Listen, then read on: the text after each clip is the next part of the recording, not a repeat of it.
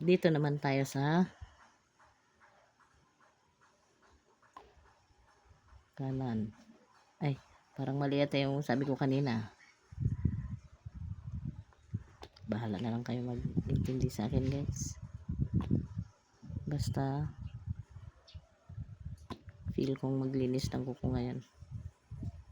Kung meron nga pumunta dito para magpalinis ang kuko, linisan ko.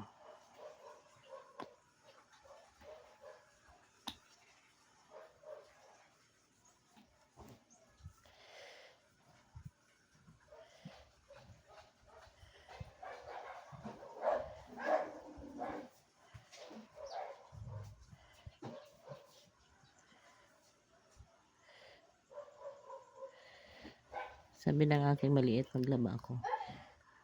Ngayon, kaso tamad ako.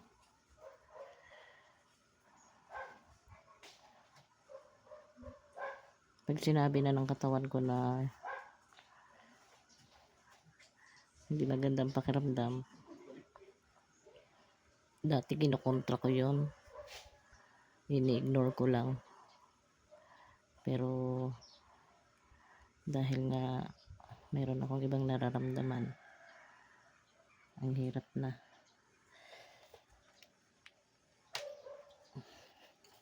Ang hirap na talaga ng growing young at saka makapag-undergo ng mastectomy.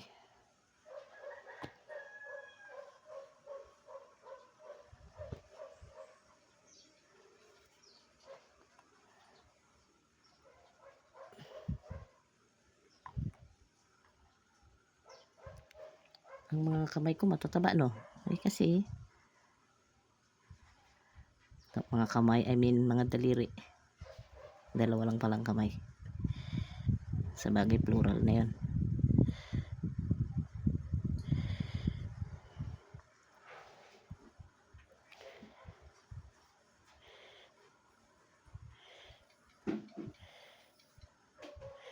Yung mga cutics ko na ito, naubos ko lang yan ng kakakutkot. Mga kinutkot ng kuko. Nung isang gabi ko lang yan nilagay. Ang sinundan yan ay kulay beige. Ang sinundan ng kulay beige ay kulay ito. Pakadali ko magsawa sa kulay. Kaya kailangan marami akong kulay. Meron akong puti dati na plain white. Hindi ko na matandaan kung saan ko nalagay. Hindi ko makita.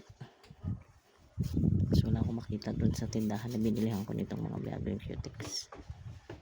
Maganda sana yun kasi pwede kahit anong kulay ang ipang ibabaw.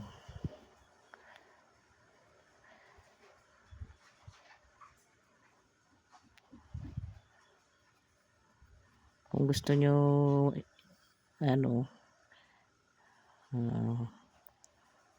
gusto nyo magsabi sa akin ng kung anong kulay ang ilagay ko sa kuko ko, lagay nyo lang sa comment.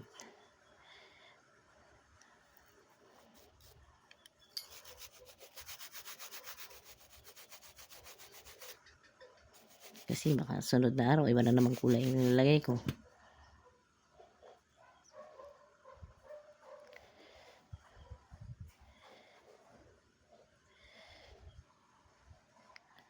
Dati noon pagka ako ay nagagalit o ano man ang nag-iisip, basta under stress ako, kanda dugo ng mga dulo ng daliri ko na yan sa kakangat-ngat ng kuko. At yan pala namamana din ng anak. Yung isa kong anak naging bisyo rin ng paggat-ngat ng kuko. Siguro nga dahil during pregnancy dumanas din ako ng sobrang stressful na buhay. Nagbubuntis ako sa kanya. Namamanifest pala niya yun. Sad to say, I lost him at the age of 18. Pandemic time. Yun na ang pinakamasakit na nangyari sa buhay ko. Natuto kong humingi ng tulong sa mga kapatid ko sa pagkawala niya. Dati kasi nasanay akong ako lang. Nasanay akong hindi humingi ng tulong. Hindi dahil sa mayabang ako, kundi dahil sa nahihiya akong humingi ng tulong. Hindi ako sanay humingi ng tulong. Pero nung namatay ang anak ko na yun, at saka pinag-aaralan din sa aming mga pulong na makipag-usap sa mga kamag-anak o malalapit na kaibigan para matulungan ka rin ng Diyos na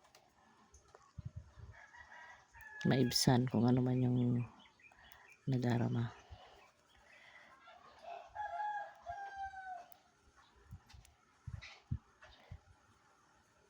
Malapit na 4 na taon magmula nung nawala siya. Sinisikap kong manatiling positibo dahil gusto kong makita siyang bubuhay ng Diyos sa paraiso. Sa pamamahala ni Jesus, lahat ng problema natin alisin niya.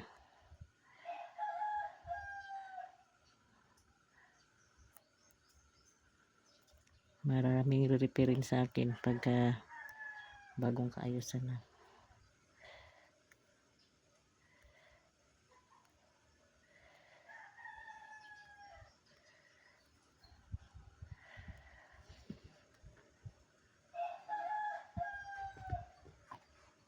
Ganitong paraan lang ako makakapag-relax sa sarili ko.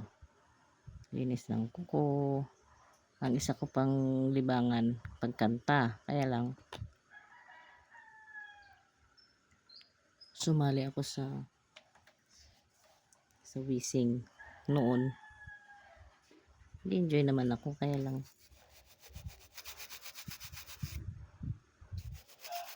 pag wala ngang load, hindi rin ako makakanta palagi. Tapos nung nasira yung cellphone ko, dito naman ako pumunta sa Star Maker. Ganon din. May mga naririnig, may nakababasa ako mga comments na gustong makipag-duet. Hindi naman ako sumali doon talaga para makipag-kompetisyon or makipagpagalingan. Basta gusto ko lang kumanta, mag-stress ng sarili ko. Kaya ang ginawa ko, inan-install ko na rin. Kasi ang bilis maubos ng data ko.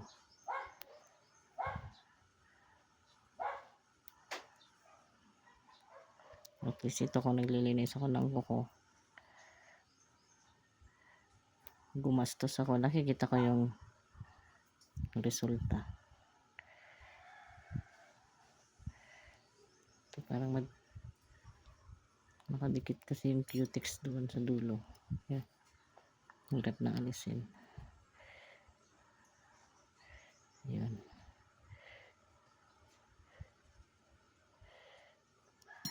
Yun lang alisin ko guys, yung nasa gilid na yan.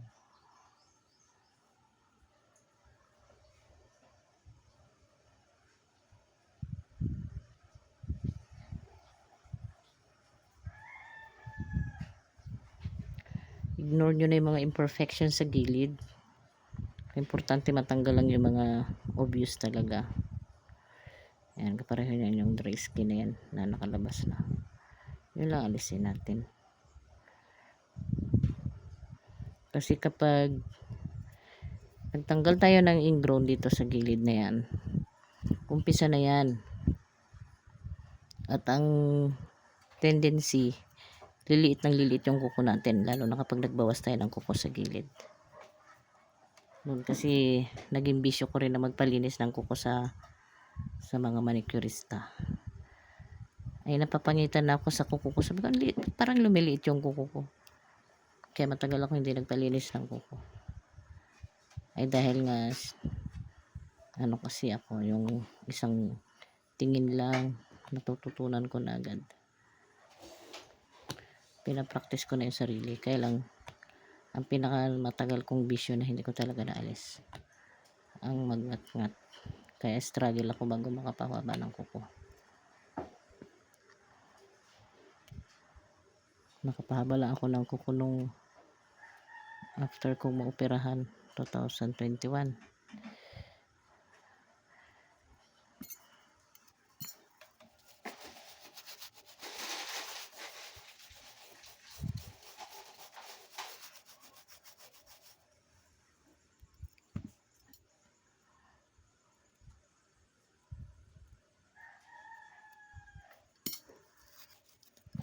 Ay, mahulog.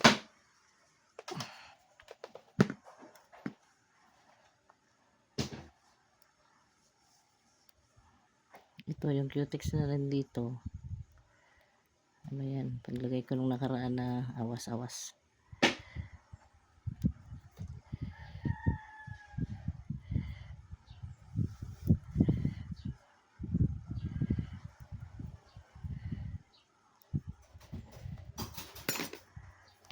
Maglalagay na ako ng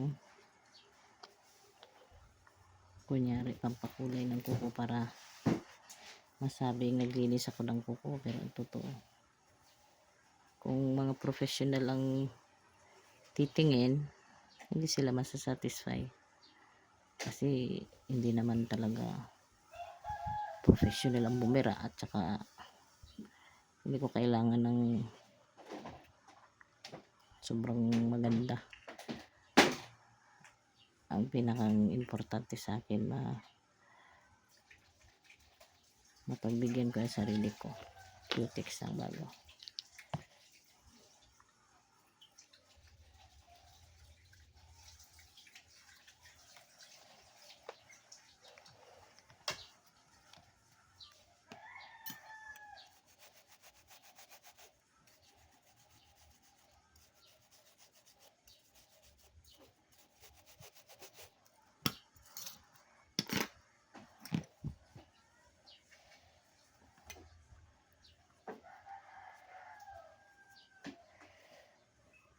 Pinag-isipan ko anong kulay ilagay ko dito, kung gold na rin ba. Gold na lang din siguro, tapos bukas iba naman.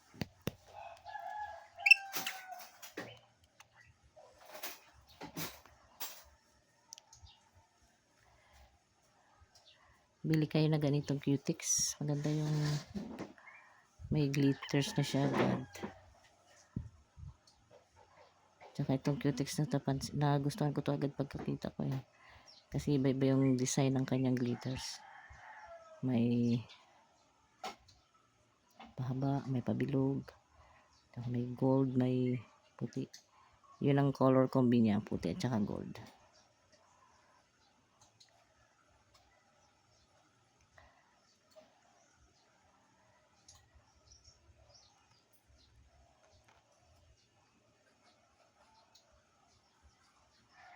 Kapag ganito na may glitters yung cutex, patibay.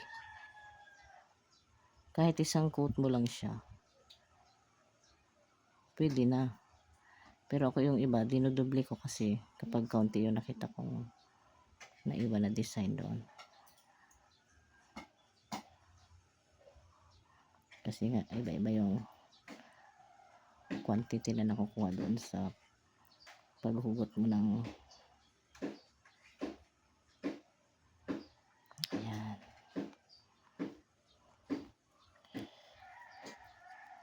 Tutuyuin ko na lang ito. Ito na ang aking kuko ngayon. Ayan.